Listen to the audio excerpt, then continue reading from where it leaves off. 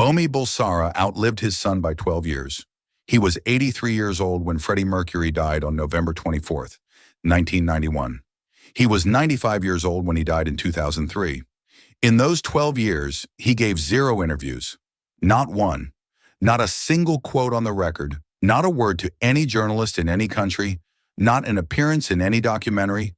Not a statement to any publication. For 33 years of his son's fame, from the first Queen record to the moment Bomi Bulsara died in a Feltham house 12 years after the funeral, not a word. Consider what that silence required. His son was Freddie Mercury, one of the most famous people in the world. The tabloid press had been trying to get inside the story of Freddie Mercury's family, his origins, his private life, for 2 decades. Journalists found the family. They found the address. They wrote letters, rang the bell, sent intermediaries. Bomi Bulsara said nothing to any of them. His wife Jer, in later years, gave rare and carefully measured interviews. His daughter Kashmira has spoken occasionally. Bomi, nothing, not once, in 33 years. And then in 2003, after Bomi Bulsara died, his wife Jer found a note in his handwriting in his desk drawer. One sentence. It has never been disclosed. But it existed. A man who said nothing to the world for 33 years and then left one sentence in a drawer for someone who loved him to find. That sentence is what this story's about. Before we go any further, if you want the stories behind the silences, the people history never interviewed, the ones who knew everything and said nothing, subscribe to this channel right now and turn on notifications. These are the stories they hoped you would never find. Bomi Bulsara was born in 1908 in Zanzibar, the island off the coast of East Africa that was then a British protectorate. His family was Parsi, the Zoroastrian community that had migrated from Persia to the Indian subcontinent centuries earlier, and then followed the British Empire into East Africa. The Parsi community in Zanzibar was small, cohesive, and defined by a set of values that included a deep commitment to privacy, family, professional competence, and a relationship with public life that was functional rather than demonstrative. Bomi was educated, employed by the colonial government as a treasury officer, and married to Jer Kashiwagi. Their son Farouk was born on September 5, 1946. The family moved to England in 1963 when Farouk was 17. They settled in Feltham, Middlesex, a suburban town in the western reaches of Greater London, the kind of place where post-war families settled. Reasonable schools, reasonable transport links, the quiet infrastructure of ordinary English life. Bomi continued to work. Jer made a home. Farouk, who had been to boarding school in India and was already shaped by experiences his parents had not shared, went to art school and then to Ealing College of Art, and then became, over the next decade, the person the world would know as Freddie Mercury. What Bomi made of this transformation is not part of any public record. He attended none of Queen's concerts. This is documented not as an accusation or a judgment, but as a fact. In the years when Queen were playing Wembley Stadium to 100,000 people, when Freddie Mercury was performing at Live Aid to a global television audience of 1 billion, when Bohemian Rhapsody was at #1, when We Are the Champions was being played at sporting events around the world, Bomi Bulsara was in Feltham. He did not come to the concerts. He did not seek proximity to the fame. He maintained his private life with a completeness that has no parallel among the close family members of anyone comparably famous. The Parsi tradition of privacy is not the same as coldness, and it is important to understand the distinction. Parsi families are not typically distant. They are, by the accounts of people who know the community, warm and close-knit in private. The privacy is directed outward, a fierce commitment to keeping the interior of the family's life away from public scrutiny. It is a cultural value that predates individual personality and that operates as a kind of collective ethic. For a man of Bomi Bulsara's generation and background, giving interviews would not have been a decision he reached reluctantly. It would not have been a decision at all. It would have been something that simply did not arise as a category of behavior available to a person like him. His son's fame did arise, and the fame brought with it a set of pressures and attentions that the Parsi ethic of privacy was never designed to manage at that scale.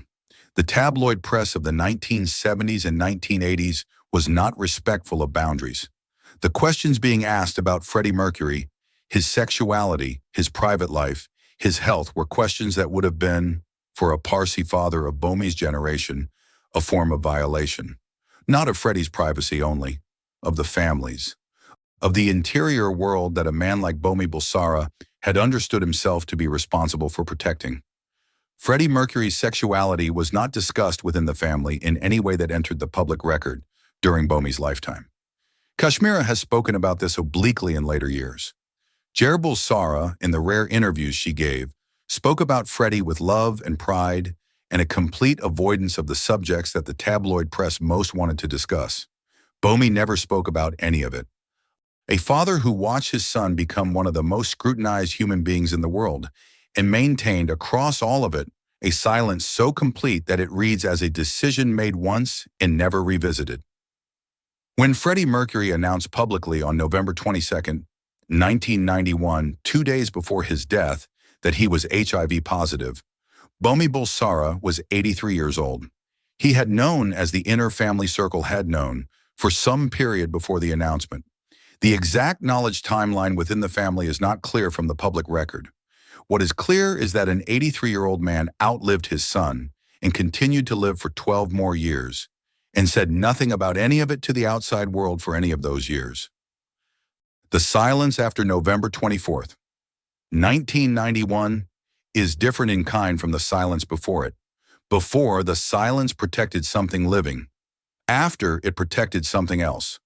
The 12 years between November 1991 and Bomi Bulsara's death in 2003 are not documented. There is no account from any person who knew the family during this period of what those years looked like from the inside of the Feltham house. Jer Bulsara was there. Kashmira and her husband were nearby. The ordinary furniture of a long family life, the routines, the meals, the seasonal rhythms, the small and large occasions continued. And somewhere in all of that, an elderly man lived with the death of his son and everything that had surrounded it, and did not speak of it to anyone outside the family. What does a father know? This is the question the silence keeps producing. A father who watched from a specific angle, not from the tour bus, not from the studio, not from the tabloid coverage, but from the position of the person who knew Farak before. There was a Freddie Mercury knows things that are simply not available from any other position. He knows the child.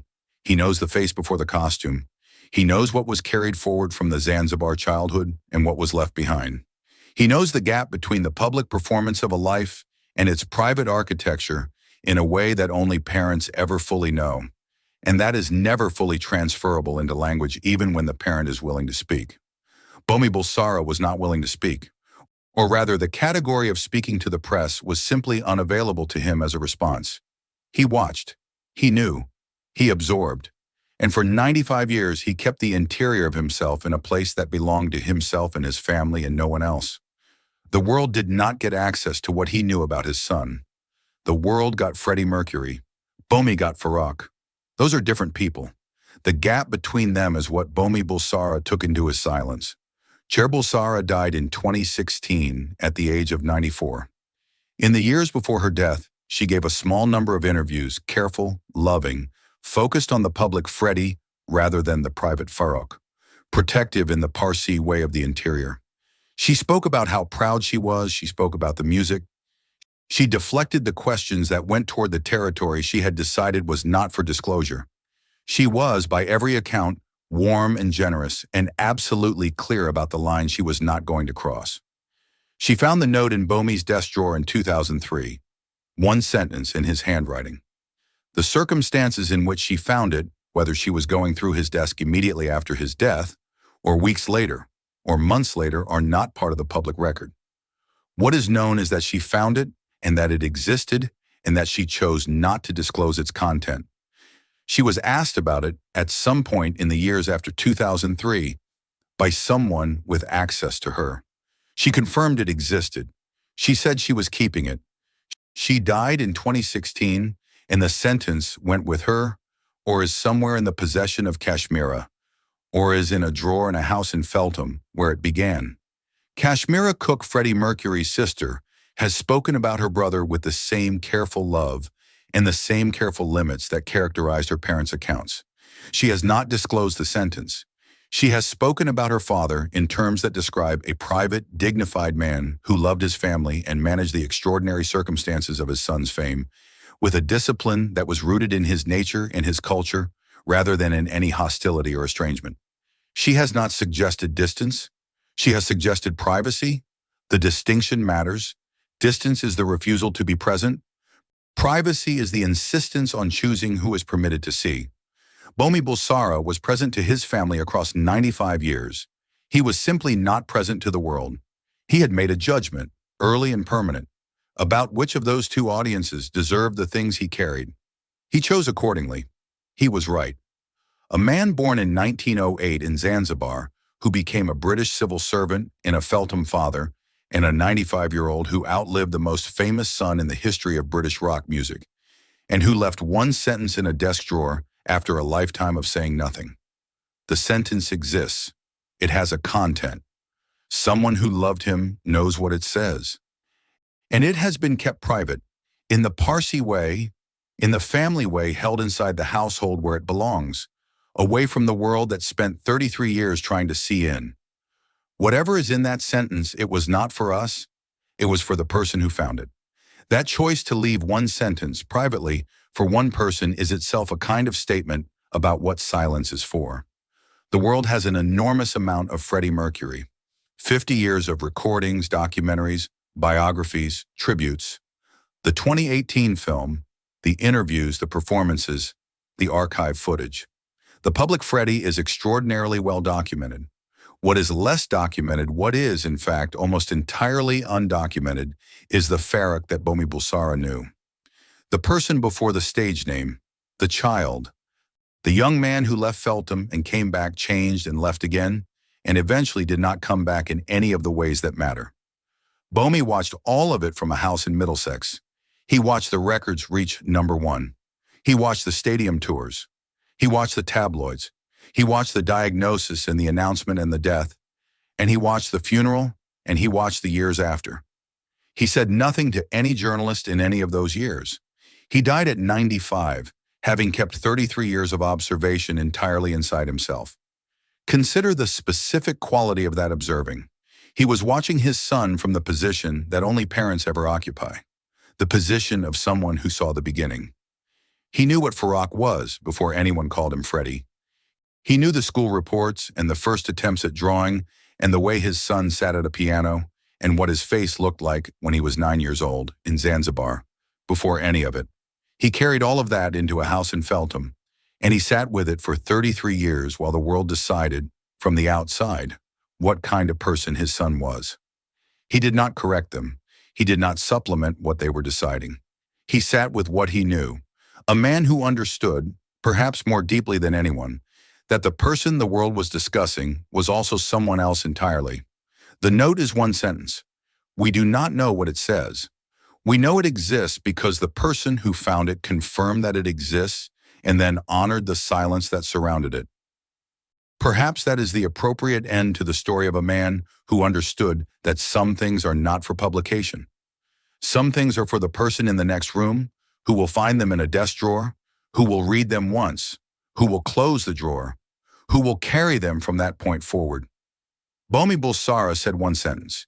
He said it to no one who was listening in the way the world listens. He said it to the person it was for. That is the whole story. If this story stayed with you, if you believe the silences deserve as much attention as the words subscribe to this channel and turn on notifications, we are not finished.